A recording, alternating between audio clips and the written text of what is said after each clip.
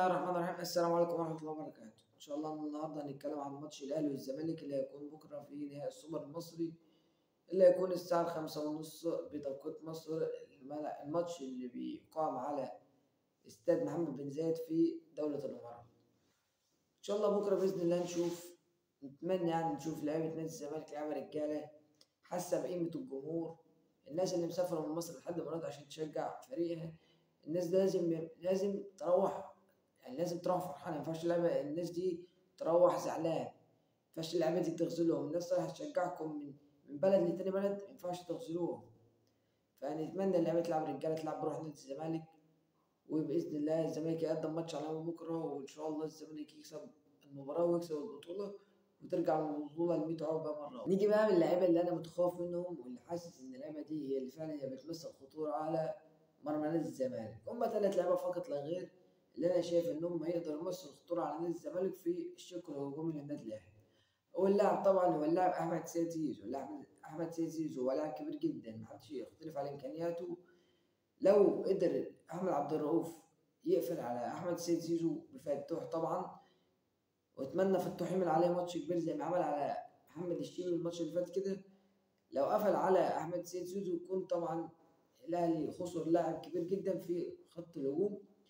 تاني لاعب معانا هو اللاعب أشرف بن شرقي. اللاعب أشرف بن شرقي لاعب كبير جدا، لاعب واحد على واحد يعدي بسهولة، تسديدات من بره ال 18، فاول من خارج ال 18 وشوط، فهو لاعب كبير جدا. تالت لاعب طبعا هو اللاعب محمود حسن تريزيجيه.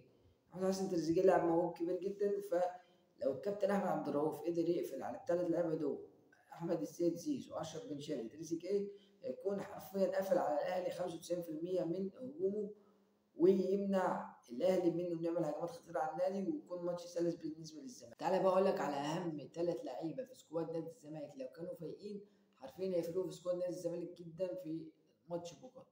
اول لاعب معانا هو اللاعب ناصر ماهر. ناصر ماهر هو اللاعب الوحيد في مصر اللي ينزل يستلم الكره من تحت بمهاره واحده منه يحولك بهجمه مرتده على فريق الخصم، سواء بقى كنت رايح 3 على 4 4 على 4، فهو بيحولك بهجمه مرتده على الخصم بمهاره واحده منه. تاني لاعب معانا هو اللاعب عبد الله السعيد.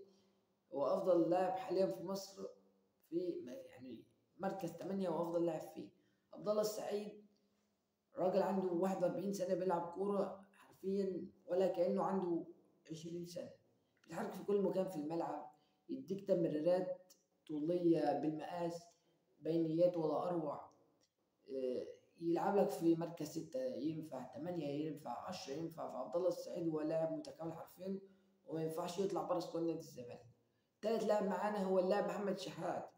يبقى انت كده عندك مثلث نادي الزمالك في نص الملعب: محمد شحات، عبد الله السعيد، ناصر ماهر. التلات لعيبه دول لو كانوا فايقين يلعبوا، يعني نادي الزمالك يلعب جيم عالي قوي قوي قدام النادي الاهلي بكره، وباذن الله الزمالك يقدم ماتش كويس قوي ويفوز بالمباراه باذن الله. نيجي بقى لتشكيلة كل من الفريقين في المباراة غدا. نبدأ بالنادي الأهلي. النادي الأهلي طبعا تشكيلة معتادة، هيلعب بحراسة المرمى محمد الشناوي على اليمين، هاني على الشمال أحمد كوكا. عندك 2 سنتر باكات، ياسر إبراهيم وياسين مرعي. قدامهم يلعب بديانج ومروان عطية.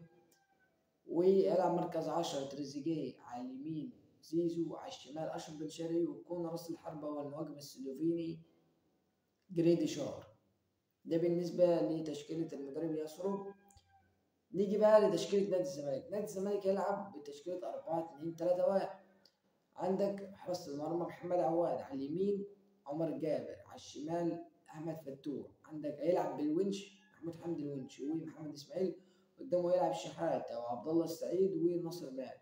على اليمين طبعا بإذن الله يكون خوان بيسيرة، وعلى الشمال هيلعب ببنتايك، ويكون راس الحربة سيف الدين الجزيري.